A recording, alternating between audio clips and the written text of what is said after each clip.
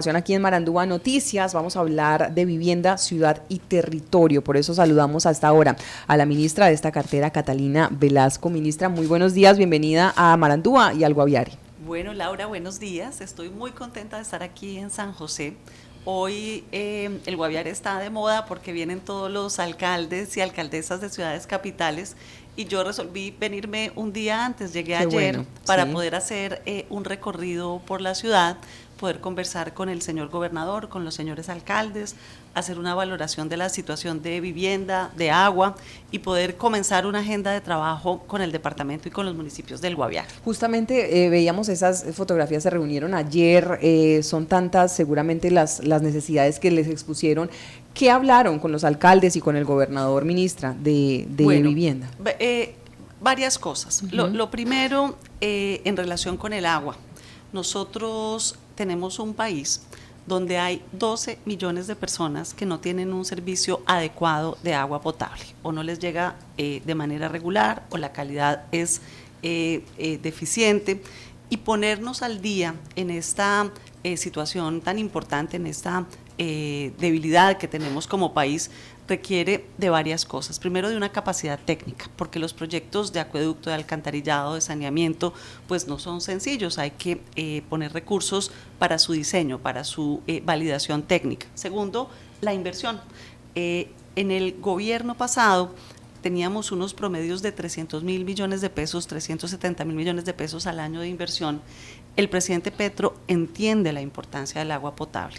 En la primera adición del 2023 subió hasta 1 billón la inversión en agua potable, y para esta nueva adición que se está tramitando en el Congreso de la reforma tributaria también hay recursos importantes para el agua. Eso nos permite que teniendo proyectos validados, que teniendo los recursos, podamos emprender ya las acciones. Y eso conversamos con el gobernador, con los alcaldes, unos proyectos relacionados con agua y saneamiento que van avanzando y que deben ser impulsados. En segundo lugar, hablamos sobre vivienda. Uno, cuando está en Bogotá, piensa una cosa y cuando recorre el país entiende otra. A mí me ha gustado durante todo este tiempo, y es el mandato del presidente, trabajar directamente con los territorios, con las comunidades, y la vivienda social no puede ser igual para todo el mundo. Nosotros encontramos que hay un programa de subsidios de vivienda, Mi Casa Ya, que está muy bien, que va a continuar, pero que no es adecuado, por ejemplo, para este territorio. Son edificios de 5 pisos, apartamentos de 48 metros cuadrados, las familias tienen una hipoteca por 25 o 30 años a través del programa de subsidios, pero esto no llega a un departamento como este, o, por ejemplo, no atiende las necesidades rurales, no atiende las necesidades étnicas. Hemos encontrado que en materia de mejoramiento de vivienda, el déficit es inmenso. Casi 4,5 millones de familias tienen una vivienda, pero en condiciones muy precarias. El trabajo que hemos venido haciendo es baños, cocinas, pisos y techos, que son los que tienen un impacto en el bienestar, pero también en la salud pública.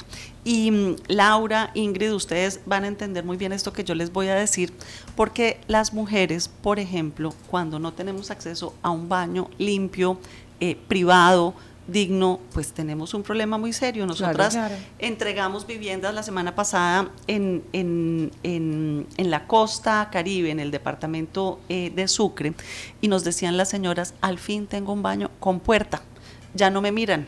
Y eso es algo importantísimo en materia de género, en materia de dignidad para las mujeres. Estamos trabajando para construir 100.000 mejoramientos de vivienda cada año durante este gobierno. Esos son 400.000 en total. Eso sí va a tener un impacto. ¿Y un impacto dónde?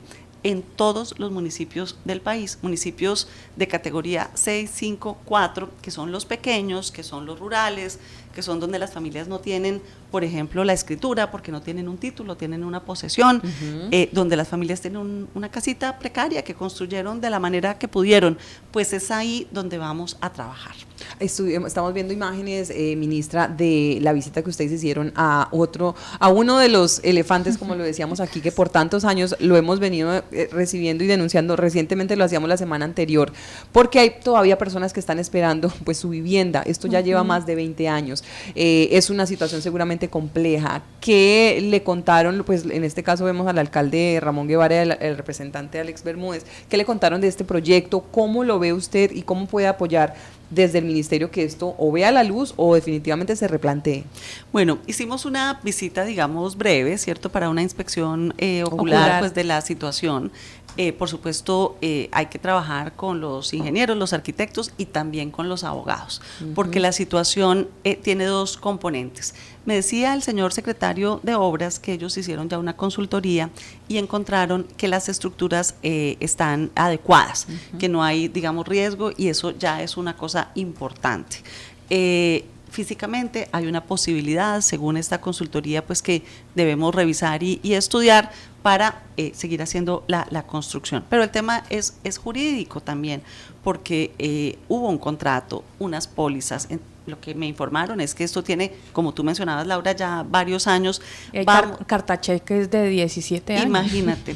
Bueno, son miles y miles las cartacheques que encontramos. Uno llega a un gobierno, ¿cierto?, y por supuesto sabe a lo que viene, ¿cierto? Claro. No nos sorprende. Lo que encontramos, llevamos toda una vida trabajando en temas de vivienda. Pero hay un bulto pesado que hay que cargar, que son todos estos programas para resolver. Las cartacheques, gente que le ofrecieron viviendas por décadas y décadas y le dieron un papel. Y eso no es una vivienda, y que tienen la ilusión, pero que además no pueden entrar a otros programas porque ya están marcados en un programa anterior. Exacto. Elefantes blancos, yo digo en la oficina que nos vamos de safari, porque es a ver los proyectos que hay que meterles un esfuerzo grande para sacarlos adelante. Vamos con calma, con rigor, en lo jurídico, pues por supuesto todos debemos hacer bien las cosas, cumplir todas las normas, pero ha llamado nuestra atención por parte del alcalde este proyecto, y pues lo vamos a estudiar. Muy bien. Hay un tema muy importante, es el tema de vivienda para los indígenas. Aquí en el Guaviare hay algunos proyectos que han dicho vamos a hacerle las malocas, vamos a organizar, ejemplo Miraflores, y no se hicieron todas las malocas, esta es la hora y no se sabe en qué están esas viviendas, y no sé si de pronto le hicieron un recorrido, por ejemplo, en Agua Bonita, donde está uno de los asentamientos más grandes de los Nucat, donde están viviendo en unas condiciones infrahumanas y que sí necesitan ellos esas viviendas adaptadas a la forma en que viven ellos. Pasamos por cerca y me lo mostraron. No pudimos entrar pues porque el tiempo fue estrecho, apenas estuve ayer el día de la tarde, o sea, el día de ayer en la tarde, pero hay algo muy importante. Si ustedes revisan el Plan Nacional de Desarrollo Colombia, potencia mundial de la vida, y me sorprendí cuando llegué al aeropuerto porque aquí también hablan de potencia mundial de la vida y eso me alegra, y nos conectamos rápidamente en el aeropuerto, ahí está valla que así lo menciona.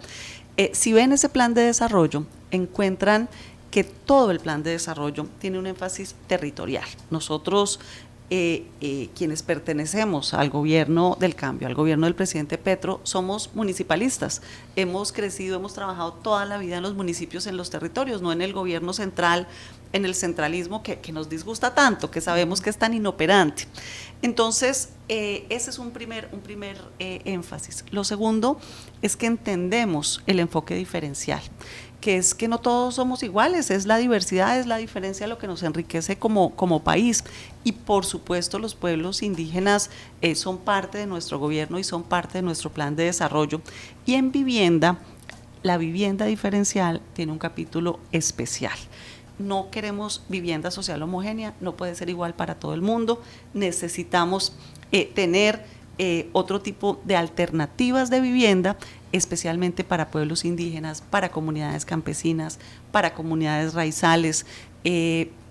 La diferencia, la diversidad en materia de vivienda es la que garantiza el bienestar de las familias. Pero ¿cómo se plantea ese o qué propuestas le expusieron ayer? No sé si fue de pronto abordado el tema con esas necesidades, porque aquí tenemos comunidades que están en crisis de vivienda, sí, justamente. En concreto, dos cosas. Uno, modos constructivos diferenciales. No podemos tener la misma arquitectura en una ciudad que en una comunidad indígena.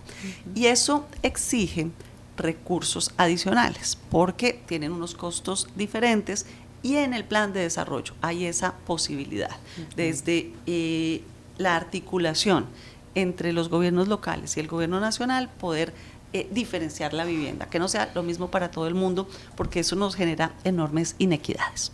En materia de vivienda rural también ustedes tienen un proyecto, un programa, digamos, que han venido desarrollando. Aquí la vivienda rural también es una de las grandes necesidades. ¿Qué líneas tienen en este momento, ministra, ustedes disponibles para que las personas en el Guaviare puedan acceder a esas viviendas? Estamos trabajando en una metodología, en un sistema que es muy interesante. La gestión comunitaria y la autoconstrucción. Las familias se organizan en las comunidades con sus vecinos, en cooperativas, en juntas de acción comunal.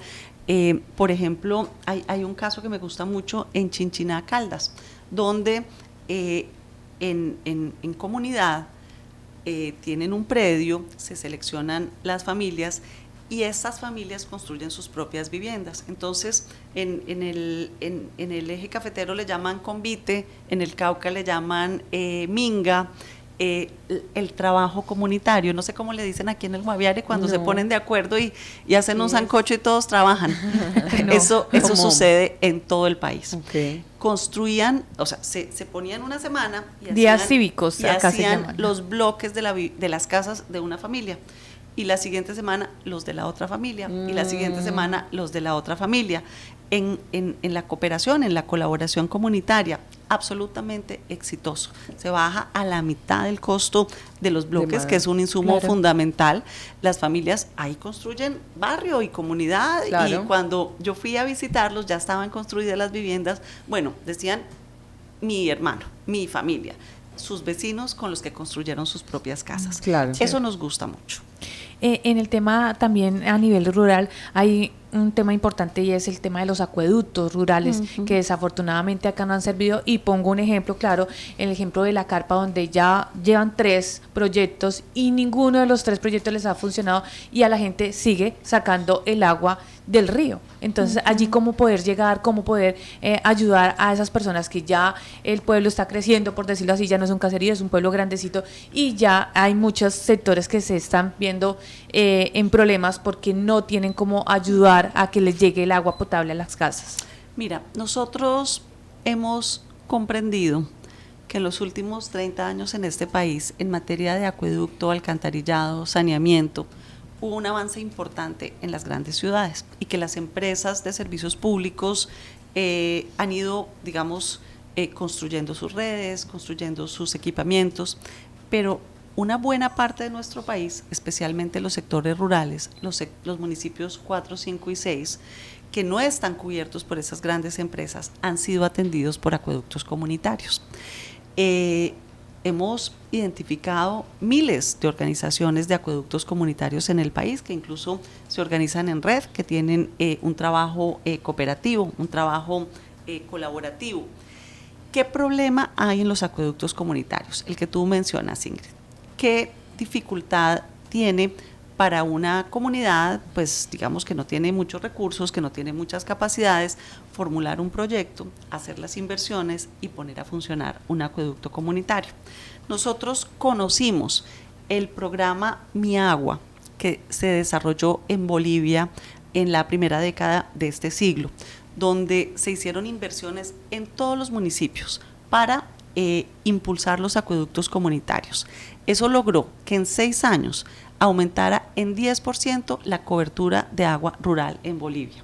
Y después de eso, Mi Agua 1, 2, 3, 4, 5 y 6, y ya llevan casi 25 años trabajando en el fortalecimiento de los acueductos comunitarios. Nosotros decidimos tener una línea especial para formular proyectos de agua comunitaria, para financiar proyectos de agua comunitaria, porque sabemos que son zonas donde las grandes empresas no van a llegar y que hay que impulsar, que tienen unas características diferentes, que son pequeños, que requieren inversiones pequeñas, pero que son los responsables de darle agua a una buena parte del país, que es la que no está en las grandes ciudades y que es la prioridad de este gobierno. Ministra, quería preguntarle algo. ¿Cómo están estos, en la visita que usted ha realizado, pues de manera general y también pues ya que está en el departamento y tuvo una reunión con los mandatarios en el departamento del Guaviare, el tema de tierra, de terreno donde uno podría llegar a pensar a ejecutar vivienda de interés social, por lo menos en la parte urbana? El día de ayer tuvimos una conversación con los funcionarios de la alcaldía de San José. La señora secretaria de planeación, que me pareció una funcionaria muy competente, siempre me alegra cuando las mujeres lo hacen muy bien, me explicó el proceso que estaban haciendo para la formulación del plan de ordenamiento. Miramos el plano de la ciudad.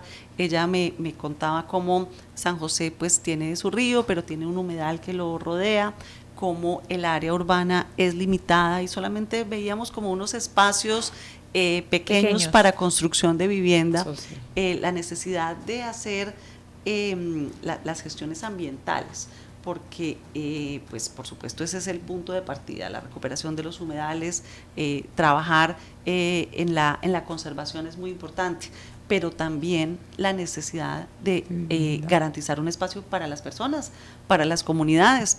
Ahí hay una tensión, ¿cierto? Es necesaria el suelo para las familias, pero no solamente una vivienda, sino también los equipamientos, también los servicios públicos domiciliarios. No es solamente la casa, es la ciudad. Fíjense cómo el espacio público que habitamos, los equipamientos, las amenidades. Conocí el Parque de la Constitución. Qué espacio público tan hermoso, maravilloso. Sí, estuve por la tarde, ya al final de la tarde ya estaba fresco, las familias estaban comiendo helado, conversando, lleno de gente. ¿Qué importancia tiene el espacio público? Y conocí el malecón también en ese mismo sentido. Qué hermosura tener el un malecón río al lado del Mosquito. Sí, una cosa importante. Fíjate cómo se van construyendo las ciudades, con el espacio público, con la garantía de los espacios ambientales y de los recursos ambientales, pero también viviendo los espacios. El barrio El Mosquito. Eso le quería preguntar, ¿vio usted de primera mano justamente también la necesidad? Cuando el río crece, pues esta gente tiene que, ya tienen sus viviendas elevadas, ¿no? Ya ellos están preparados, pero además cuando se inundan tienen que salir en canoa, tienen que vivir en medio de esa agua ahí emposada pues del río, y estas condiciones realmente son bien difíciles para muchos niños, para todas las familias que viven allí. ¿Qué pasa con esos sectores, ministra? Ese es, bueno, por supuesto, esa es una decisión local, ¿cierto? Que entre la comunidad y las autoridades deben discutir y alcanzar, pero yo puedo aportar algunas reflexiones. Creo que son más de 280 familias, según me contaban los líderes de la comunidad en una conversación que tuvimos ayer. Son familias cuyas actividades económicas son relacionadas con el río, son pescadores y hay algunas actividades comerciales ahí en el malecón. Sí. Es gente que lleva sentada ahí mucho tiempo. Yo les cuento, por ejemplo, que en el Cauca, en Guapi, en Timbiquí, sucede lo mismo. Hay viviendas palafíticas y las comunidades dicen, queremos mantenernos en nuestra vivienda palafítica. Y uno va a La Mojana, que son aguas abajo en el río Cauca, en el departamento de Córdoba, de Bolívar, de Sucre, y ahí sucede lo mismo. La ciénaga crece y decrece dependiendo cómo las aguas suben y bajan, sí. Y las familias están asociadas a la ciénaga. Y lo mismo en Tasajera, que es entre Barranquilla y Santa Marta, en la Ciénaga Grande y el mar, están en el intermedio. Nosotros tenemos comunidades anfibias. Las comunidades se autodenominan anfibias y es un término bonito porque son de tierra y son de agua y tienen la posibilidad de estar en su río, aprovechar el río y tener sus viviendas palafíticas y usar sus canoas cuando las aguas están altas y usar los caminos cuando las aguas están bajas. Es una discusión local. Okay. Hay una tensión con las obligaciones ambientales.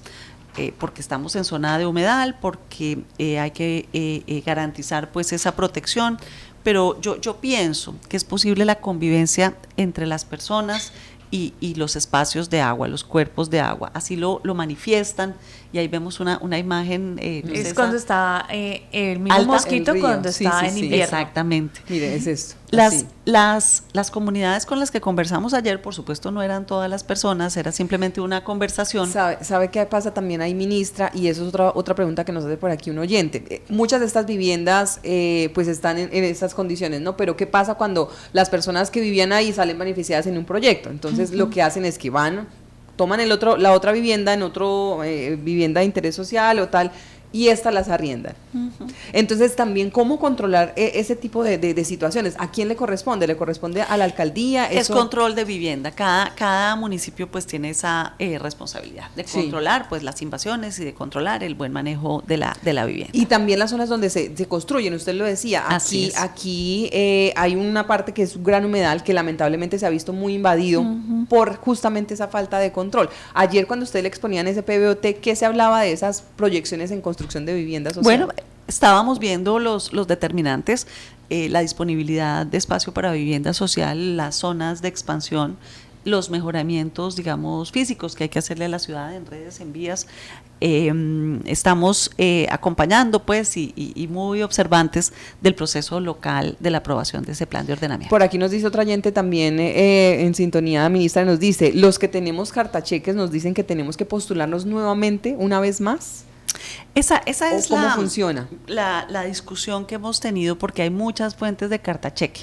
He encontrado que aquí algunos mandatarios locales anteriores distribuyeron cartacheques de orden local, pero también con las poblaciones víctimas, pero también viviendas rurales, tenían esos proyectos que nunca avanzaron.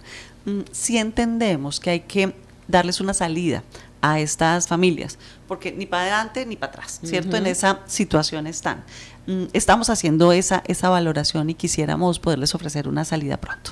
Con estos presupuestos que ustedes van a manejar entonces en esos años y con esas 100.000 viviendas que le van a apostar a construir cada año, ministra, ¿qué tantas, digamos, aquí en el departamento del Guaviare, cómo van a poder acceder las personas a esos programas, ¿no? La expectativa, cuando escuchan, bueno, la ministra de Vivienda está aquí, ¿qué podemos hacer? ¿Por dónde van a salir esos programas? ¿Dónde me tengo que postular? Para que ellos estén pendientes. Mira, Laura, la semana entrante vamos a informarle al país sobre los nuevos lineamientos de Mi Casa Ya. ¿Qué les puedo anticipar? Una cosa muy buena para el Guaviare. Estaban concentrados en las grandes ciudades y vamos a hacer un énfasis en los pequeños municipios de categoría 3, 4, 5 y 6, y ahí están ustedes. Vamos a dar ese giro, ¿no?, hacia las pequeñas ciudades. Este país no puede seguir creciendo enormemente las grandes ciudades, vaciando los pequeños municipios, porque sucede, por ejemplo, la población rural pues busca la ciudad porque no tiene bienestar. No, al contrario, queremos ofrecer bienestar en los pequeños municipios, en el sector rural, para que le demos un giro al modelo de desarrollo que queremos impulsar.